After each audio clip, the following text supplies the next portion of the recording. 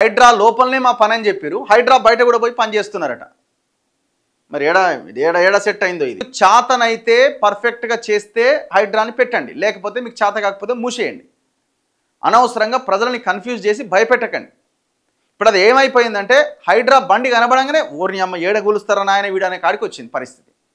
ఎందుకంటే వీళ్ళు పెద్ద పెద్ద రియల్ ఎస్టేట్ కంపెనీల మీద పడడానికి వీళ్ళకి ఇష్టం లేదు. ఎందుకంటే డీల్ సెట్ అయిపోయినాయి.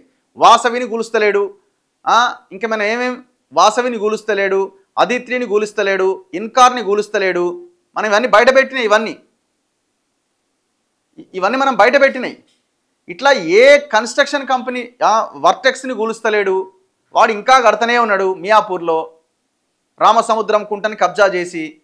ఇట్లాంటి వాడి జోలికి వెళ్తలేడు. ఏమైనా ఆడో గోడ ఈడో గోడ వాళ్ళకి కావాల్సినవి వాళ్ళతో మాట్లాడుకునే మాత్రమే కూలుస్తున్నాడు అన్న ఆరోపణలు చాలా తీవ్రంగా ఉన్నాయి. మీరు అడిగి పోతలేరంటే మీరు మాట్లాడుకున్నట్టే కదా, ఇంకేముందాడా?